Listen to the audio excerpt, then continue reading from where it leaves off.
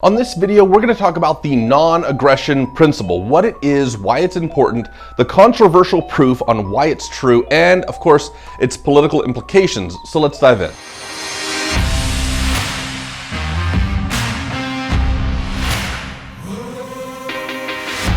Hi, my name is Tyus. I make videos about freedom, about escaping the rat race, about living your personal freest life. Liberty, that's what I talk about. So in this video, we're going to be talking about a liberty-based principle that unfortunately is tied into politics. It's called the non-aggression principle. And I don't like making videos about politics, and I don't think this video is about politics. This is going to be a video about philosophy. But we do live in a politically divided world that seems to be broken into tribes and teams, and it's a lot of contentious and argumentative behavior. So if you're new to this idea, then you might be learning about a fantastic new philosophy that happens to be the defining principle of libertarianism. But if you're not a libertarian and you don't want to be, that's totally fine. You're going to learn a brand new principle that might align with your current values. So what is the non-aggression principle? Well, it's the idea that it is wrong to initiate or threaten any forceful interference with either an individual or their property. I know that sounds a little dense, but it's dense because I stole some of that wording from Wikipedia. What it really means is, hey, don't hurt people, don't fight with people, at least starting a fight, and don't steal from them or mess with their things. And that sounds pretty simple, but its repercussions are very vast. Now, the non-aggression principle at first glance can seem kind of confusing to somebody else who's looking at other philosophies like pacifism. Pacifism seems a lot like non-aggression. Pacifism is basically the idea that any violence is unjustifiable, that you would never get into a fight. There's never a time to use any violence whatsoever.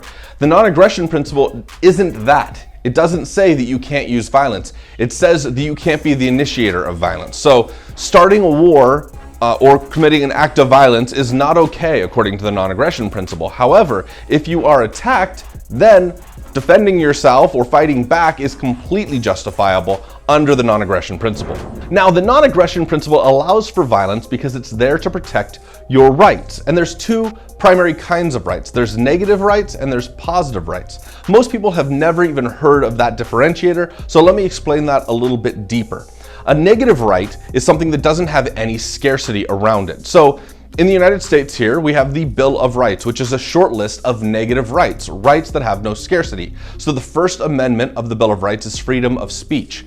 There's no limitation within the freedom of speech when it comes to taking resources from somebody else. So anybody can speak as much as they want. There's no scarcity there.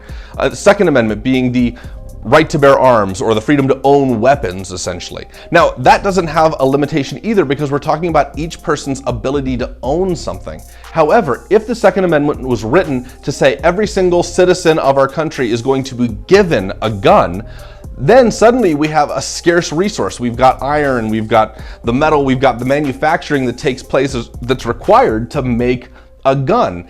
And if there's not enough people making guns to give to everybody, then suddenly you've got to force that labor onto somebody in order for everybody to have that right fulfilled. This is why there's such contention in our country around the right to an education or the right to health care. Because within our current system, education requires a teacher, it requires facilities, it requires books and resources ultimately.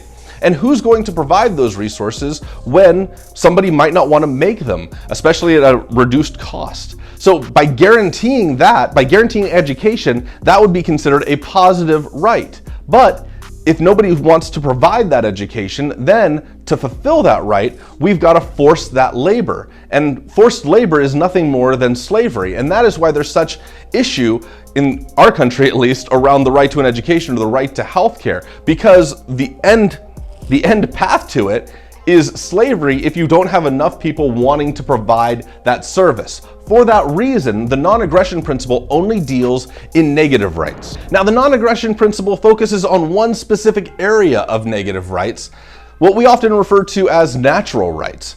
rather than listing every possible right that could ever exist that are negative rights, they distill them down into a very, very small subset that covers everything. And these are often referred to as unalienable rights. Unalienable meaning they cannot be given away or taken from you. These are fundamental rights that you get simply by being a human. They are everybody's rights because you're part of the species. And there's three of them. They were initially penned by this English philosopher named John Locke. Those three rights are life, liberty, and property. And if that sounds familiar, if it sounds like some language you've heard, like life, liberty, and the pursuit of happiness, well, that comes from the United States Declaration of Independence, because our founding fathers of the United States read John Locke's ideas, believed in them, and used them in their own philosophy. But there is a problem with the non-aggression principle, or at least there's a proposed problem. You see, while the non-aggression principle and those who follow it protect other people's rights by not committing aggression against them, it also provides them with permission to use violence against other people if their own rights are violated. Namely, if somebody violates their property or their person, their identity. If somebody becomes attacked, they're allowed to defend themselves. And this assumes that those fundamental rights are justifiable. But what if they're not? What if those founding inalienable rights are not correct? Well, then the non-aggression principle becomes an excuse to commit violence. So in order to justify the non-aggression principle as a good philosophy, you have to prove that unalienable rights, or that natural rights, are correct. Because if they're not correct, then the non-aggression principle becomes the pro-aggression principle for certain areas of life. So how do we know that natural rights are true? Well, we can look at the source of them. They were often written down by philosophers. However, philosophers do have a tendency to disagree with each other. They were granted by governments, but governments are constantly going at war, so they don't always agree with each other either. And oftentimes, natural rights are attributed to religions or to gods, that they were just granted by a god and said, this is the way things are going to be. But there's actually a lot of different religions out there, and people go to war with each other all the time over religion. Now, there is a different idea, one that I think holds a lot of weight, and that comes from an economist named Hans Hermann Hoppe, who went to college just down the road from here. He had the idea that rather than thinking that natural rights came from a god or came from a government or was just the brainchild of a philosopher, he thought that maybe these natural rights were an aspect of just human interaction and human conduct, and he called that argument ethics. Now, argument ethics is not actually a form of ethics at all. I did make a video all about ethics, which I will link to right up here if you want to check that out. But argument ethics is actually a proof for the origin of our rights, of our natural rights specifically, those unalienable rights that are so important to the non-aggression principle. Now, I'm going to try and explain argument ethics really simply, but there are very complicated proofs online. The basic idea is that humans, at their core fundamental nature as a society, have discussions, have arguments. And that has to be true, because if you were to argue against that concept, just by arguing against it, you've proven the point. You've made an argument, so you can't argue that people don't have arguments.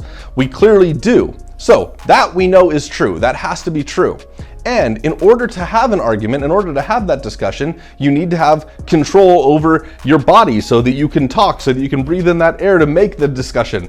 You need to be able to have control over your mind, to be able to come up with the thoughts. You need to have autonomy. And therefore, in order to have an argument, you must have ownership of your own body. You must have autonomy. You must own yourself. So simply the ability to have conversations and arguments proves our core fundamental basic human rights of life and liberty. And through that, it extends down to property, because our efforts become the property that we own. So our very nature is what gives us our fundamental rights. And the non-aggression principle is there to help defend those rights and prevent us from violating other people's rights. In fact, most interactions, if not all interactions I have during a year, generally involve the non-aggression principle, as long as they're voluntary. When I'm interacting with somebody else, I'm not violating their rights. They're generally not violating mine.